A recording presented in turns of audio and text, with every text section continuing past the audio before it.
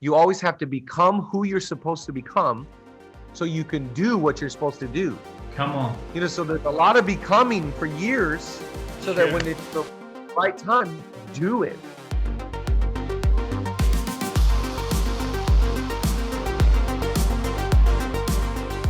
Welcome to episode 9 of the Jon Norman Leadership Podcast, sending you content on the last Thursday of every month. Thanks for being part of today. If you like what you hear, please subscribe, like, and share across your platforms. And the goal is, as you lift the level of your leadership, others will rise with you. We've got a special guest joining us today, Chad Veach. He is pastor of Zoe Church. He's an influencer in the United States, lives in California. He's a good friend, and I know he's going to help you extend and really raise the level of your leadership. So thanks for being part of today's podcast. Hey, great to have Chad Veach on the Jon Norman Leadership Podcast. Chad, thank you so much for joining us. Just a quick intro. Chad is married to the amazing Julia, 4 incredible kids, and he pastors Zoe Church in LA, founder of the Leadership Lean In podcast. He's just written a book which is helping me and helping many people. I'm going to check in on that book later, but really talking about help I work with people. And if that's a book for this season, that is the book. So Chad, thanks for being here, buddy. Oh man, thank you so much for having me. This is so much fun. Chad has been to Norwich, okay? He's one of the few people who's been, but he's been, and we had a great night together. He invested in some of our young adults and young leaders, so always appreciate what Chad brings to the table. How's life in LA? Oh, I mean, today is the first cloudy day we've had in forever. It has been a heat wave. It has been hot. It's been beach weather. It's been fantastic. So today I'm kind of like, whoa, what is this? Is just for today, right, God? Did we just, because we're gonna go back to perfect weather tomorrow. I'm praying. Well, we're going back to perfect weather in May 2021. So pray for us. Fantastic. Now, obviously, we're recording this in COVID 2020, and there's a whole lot of things, but just give us an update where you guys are at in LA, the restrictions you're under, where you're at, and yeah. Yeah, I think that we were just talking about this as a team yesterday. I believe that the most people you can gather right now is 100, no matter the size of, the capacity of your building. Wow. So I think it's 25% would be the limit, or 100 people based upon whichever lid you're going to hit first. So yeah, it's very strict here. Our governor just came down yesterday on a bunch of churches. Doesn't want any churches to meet for a few weeks because there's a spike going on right now. So yeah, it's strict. I think New York, LA, major metropolitan areas are under these guidelines. So like anybody in any field, we've had to pivot and do our best to dominate the space that we're allowed. And I think, saying this to our team yesterday, our superpower is flexibility and agility. That's life. That's leadership. You got to be very flexible and you've got to be very agile. And I'm sure just like you guys in the UK, we've had to, be flexible and pivot 5-6 times since COVID started. So I think we just got to continue to stay in that vein of not being married to the method right now. We're going to come back and touch on some of that stuff. You've already started dropping gold on us, which is fantastic. But we've got people from all different spheres, backgrounds, walks of life listening to the podcast today. Now, the best leaders surround themselves with people who can take them further on their journey. Kind of the coin phrase for this, as you lift your leadership, others will lift around you. How have you managed in this season to surround yourself with people, positive voices, to help keep you going? Because I think this is critical. Our influences don't choose us. We choose them. We choose our pastors. We choose our mentors. We choose our bosses. We choose, we have our physical family, but then we have like our community and our family that we do life with. So I think that so much of that is within our control, within our power.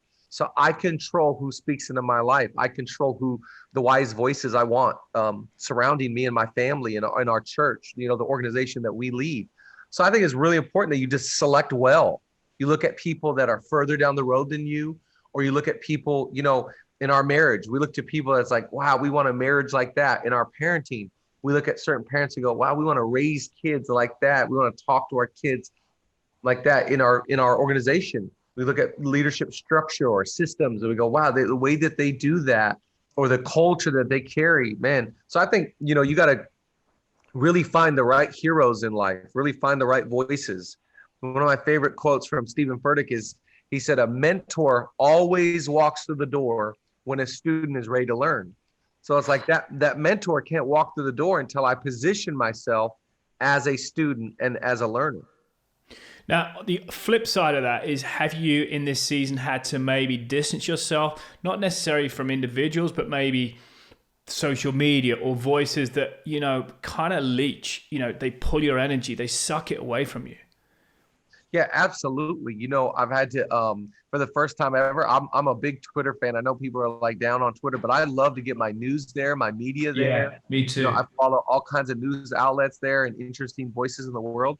And I had to delete it off my phone. It just got too toxic, too negative. And I found myself being influenced by people that I don't really care to have a voice in my life. And so I just deleted the app from my phone, and I still have it off my phone. And I've had to be very careful in this particular climate, even within the church. See, we have to understand, in our field, we've never had a more divided church. Yeah, sure. Where in our nation, in America, it is the right versus the left. And it is a lot of vying. There's a lot of toxicity. It's us versus them. And I just don't live my life that way. So I've really had to even distance myself from people that I've seen as spiritual leaders that have felt, for whatever reason, that they need to become political voices, and to each their own. That's their decision. Yeah. I just don't want that in my life, and I don't want to be that kind of leader. I've made that decision for me personally. That's not the route I feel like God has called me to be on. Can I just say this about you, Chad? I mean this wholeheartedly, that your social media feed and the way you following your life from a distance, it's not up close and personal, it's not like we're best mates, but just following you from a distance, I can honestly say you are such a life bringer. I know you've got that big smile, and but the way Chantal and I, we look up to you and Julia as young leaders, similar age to ourselves, but people who do life well. And I think that's that's credit to you, but also those people you look up to, because it's almost like I'm seeing them through you. So it's so important. It's generational, this as well. And I think, it's so funny, the more toxic our culture becomes, the more people will want to put you in a box, whether it's you're supposed to be this way. You should say it like this. We want you to be, like so-and-so is. And I think one of the things that I never appreciate is when anybody tries to limit you, or when someone tries to, say these are the expectations I have of you. And we try to really break that mold, and hopefully for a lot of young guys say, hey, you could be a pastor that bleaches your hair. You could be funny. Yeah. I felt like there's enough serious content out there. If I want serious, I got tons of options for serious. Yeah. But what about for laughter? I think laughter is a medicine. That's your gift. That's something that you guys bring to the table, and something a big value that you have. Yeah. I always think, in our field, God's serious business is joy. Now, again, we're talking about our context of leadership, that joy is the most serious thing that God could do in your life. So I just feel like, in this climate, if I'm just another voice of doom and gloom and this and this agenda, this policy, this person, I feel like we need so much laughter. Now, it might go, underappreciated by some people and might offend people, but I guarantee it's going to reach people that other people can't reach. And so I think it goes back to right now, you've got to be very secure in your identity. Sure. You've got to make sure that you really have answered these questions before they come. I love this about God did this with David, and he did it with Jesus. You always have to become who you're supposed to become so you can do what you're supposed to do. Come on. So there's a lot of becoming for years so that when it's the right time, do it. And I feel like we're in a season now, like yourself, I'm 41 years old, and not that we're stopped developing, but we're doing what we've resolved in our heart we're called to do. Yeah, and you do it so well. And I'll keep saying it, the life that you bring, you're just magnetic, Chad. And I think I want to drill down a little bit deeper into that, because that people think, oh, that's just Chad. I hear people say, oh, that's just Jon, or that's just the way you are. I actually don't think it is. We have to still work at that. It might come slightly easier at that. But let me just drill down on some of your daily routines. I'm always fascinated when I see people I look up to you. What does a day in the life of Chad look like? A Wednesday in the life of Chad? Because you've got kids and you've got school runs and you somehow still keep that big smile and you're leading people in the pressures of life. So just talk to us about some of your daily disciplines that keep you charged. Well, I think like this morning, this is really fun right now. Every Wednesday morning we started a 6 a.m. prayer meeting. And wow. So every Wednesday morning, I'm at the church from 6 to 7, with, I think there was 38 people there this morning praying at 6 a.m. So, that's kind of a new addition to the lifestyle. But with Julie and I, we try and get up before the kids, we praise God if it happens, all shucks if it doesn't, Yeah. We try to get up before the kids, make the coffee, and hopefully get a little bit of time to sort our life. That's when I would do my daily reading. That's when I would make my to-do list. That's when I would answer emails. My mind fires in the morning. So I always feel like by about 8 a.m., if I could really do a morning well, by about 8 a.m., everything else is just meetings and gravy. Everything else is just cherry on the top. Yeah. So, because I've already done the hard stuff. And the hard stuff I always think is thinking. Thinking is the hardest part of your day. And you got to set time aside to think. There's a thing about judges. They say judges, they have decision fatigue. So if you go to court, you want to catch your judge early in the morning because they're going to think through the sentence that you're about to face. They're going to have reason. But later in the day, you get with them, you catch them at 3, 4 p.m. They got dinner at 5. Okay, they got pickup for their kids at 5:30. They're going to the racquetball court or the tennis club. You don't want to catch your judge at decision fatigue. So I think it's very important as leaders that we understand, when do I fire? When am I sharp? Don't give the best of your day to people. Oof. Give the best of your day to you. I get the best part of my day. I sow into me. I'm the greatest investment I can make. I'm not dependent upon anybody else investing into me. I have to have the discipline to invest in my health, my happiness, my home. So today in my life, I'm making to-do lists for my church, for my children, in my marriage, in my life. I'm checking all the buckets. I think in life, it's about creating these buckets and then just going to them and going, how's this one? How's this one? How are we doing here?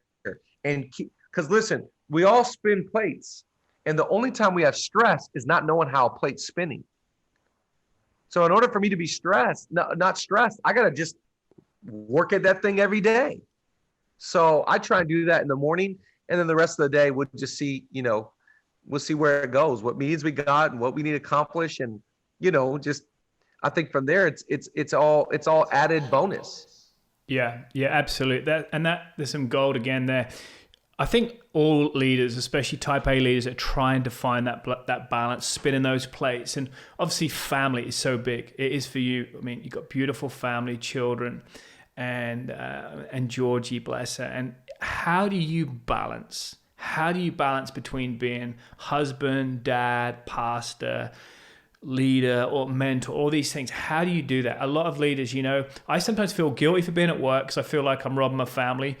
I feel, when I'm at my family, I should be in my work. Can you just speak into that for our listeners today? Well, I think it's okay for all of us to feel like a failure. I think it's okay for us to be like, man, I missed it. I got it wrong this week or this season.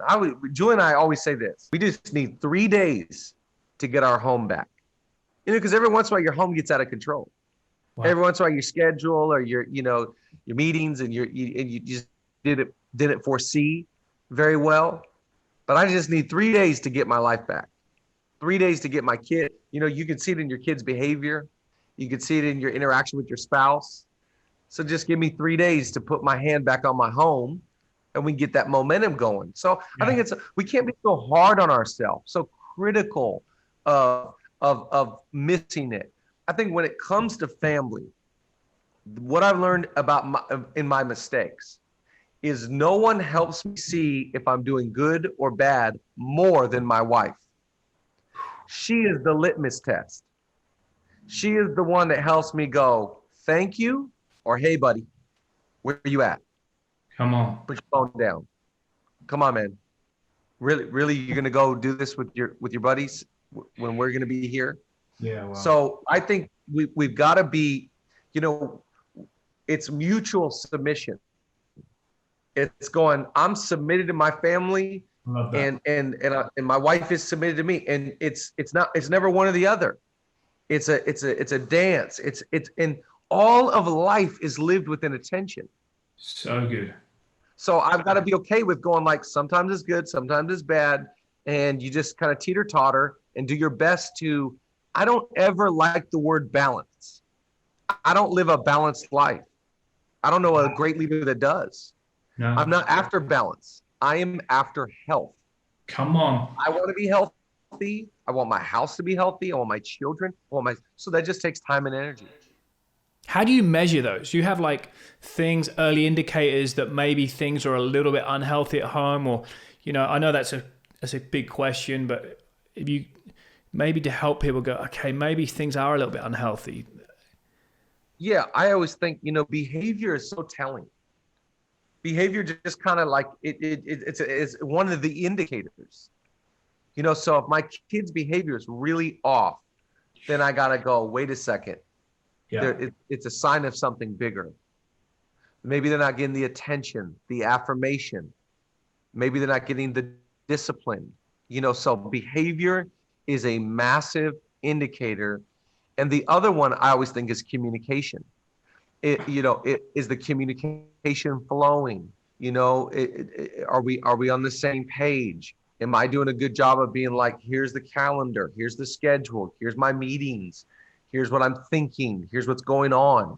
So I would say behavior with my kids and communication with my wife are two of the best indicators for me in this season of my life that help me go, we're losing or we're winning.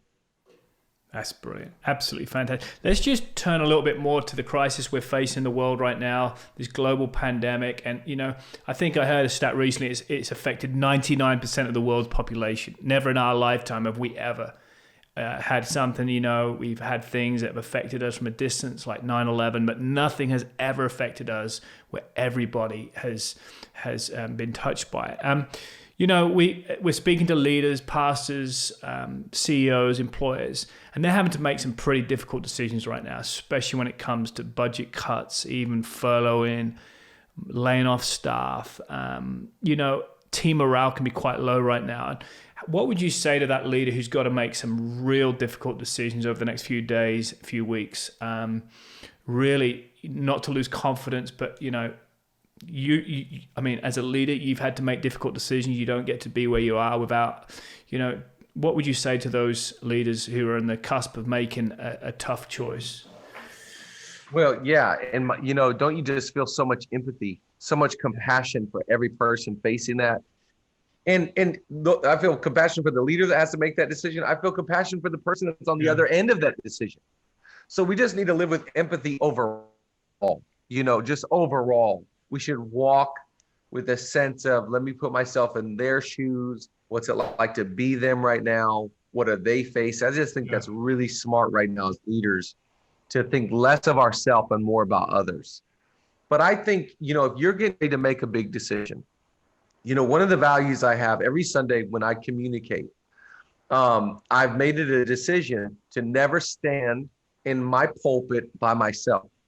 And what I mean by that is, I'll try and create, an outline or a sermon, and then I go fetch from two doctors, two people in their 60s that have their doctorate, and they help me finish and touch up and clean up my message. So I make it a value, never stand in the pulpit by myself. I think if you're going to make a big decision right now, don't make decisions by yourself. You need counsel. It's brilliant, Chad. We need someone to come in from the other side and go, that's great, but have you thought about it from this angle? Have you looked at it through this lens? From my vantage point, from my experience, I've seen this. I just think that's good. That's wise. I just, it's so crazy. There's a proverb that I hold to, and you watch it happen. Every way of a man is right in his own eyes. I could be right in my eyes and wrong in somebody else's. And I need to hear that sometimes. I need someone to speak into this and go, hey, we got a big decision. What do you think? What do you see? Am I missing anything? That's humility. Yeah.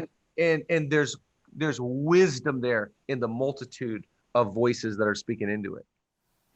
That's so helpful, especially for those of us who are making those difficult decisions. I heard a survey that was done in America last year, and they interviewed, I think, over 1,000 employees, church attendees, and people who follow leaders. And they said, what is the number one attribute that you look for in a leader? It's character, integrity, all those things. But number one was kindness. Now, that's really interesting, especially when there's so much unkindness. Now, one of the things that attracts me to your leadership, and Julia, is you're just kind. Now, I know you have challenging moments, but I think leadership has evolved a lot over the last 10 years. And I think just speaking to this whole attribute of kindness, because I think if we can become kind, I think it is going to draw people towards our churches, our organizations, and it's definitely an ingredient that's missing in leadership right now. Your only regrets in leadership are not going to be, I didn't accomplish this, or I didn't raise this much money, or I didn't get to this level. The only regrets that we will have in leadership is when we were unkind. So good. Spirited, harsh, critical, rude. We all have those tendencies. I don't know a leader that doesn't have those, especially people that are driven. So any regret I have in leadership goes back to treating someone in a way that is against my own values. Because in leadership, there's always a gap between who I am and who I want to be. I want to be kind. I don't know anybody that's like, I want to be mean. Nobody wants to be mean. But leadership is about closing the gap between who I am and who I want to be. And if you can't, now, people will give you a pass for a little while. They'll give you a little room for mistake. Sure. But after a while, if there's consistent behavior in the wrong direction, people just go, no, this is who you are. And that's a scary thing. I heard someone say recently, don't take your weaknesses lightly. Don't minimize them. Don't joke about them. Because they're not funny. No one around the water cooler, no one in the office is going like, oh, that's their weakness. They're going, that's his weakness, and we hate it. Yeah. Hate when they talk like that. Hate when they put me on blast. I hate when they disrespect me in front of others. I hate when they, blow up my inbox. I hate when they don't respect my family time. So, it's so elementary, but we all have to hear it. Treat others the way you want to be treated. Every leader wants loyalty. Few leaders give loyalty. Every leader wants to be honored. Few leaders honor. Every leader wants everyone to treat them with kindness. Do you treat people with kindness? It is the boomerang effect. It is the law of attraction. You cannot attract what you are not. Leadership is you teach what you know, but you reproduce who you are. Wow. So if you don't like the culture of your employees, it's not a reflection of them, it's a reflection of you. Right. So again, then it goes back to the harsh part of leadership, and that's leading yourself. This is so good, Chad. So good. We're gonna bring this into land. I think the final question, we're going to touch on your book as well, but everyone's looking for success. Everyone's looking for influence. And I love asking this question to leaders that I have the privilege of interviewing. But what does success look like for Chad and Julia Veach? Well, I think, it goes back to what we were saying earlier, success in your home, success, in your marriage. I love John Maxwell. Years ago, I remember reading his book, the 21 Irrefutable Laws of Leadership. And you read through all these laws of leadership and started getting hooked on 21 indispensable qualities of a leader and 21 this, that, and the other. And one of the things that stood out is he started to really outline early on for me, success at work coupled with failure at home equals failure overall. And that's just the problem, right? Is that all of us we want to accomplish, we're driven, we're motivated. But, if you're listening to a podcast about leadership, you got something that's driving you. You want to accomplish. And we've got to measure true success. True success is doing the best with what you're called to do and what you have in your hand, stewarding that to the best of your ability, being the best version of yourself. That's success. Success is health. We got these tattoos that say better at 70. A group of us did because we thought, we've seen so many people get older and meaner. Yeah, sure. We get older and weirder, older and more insecure.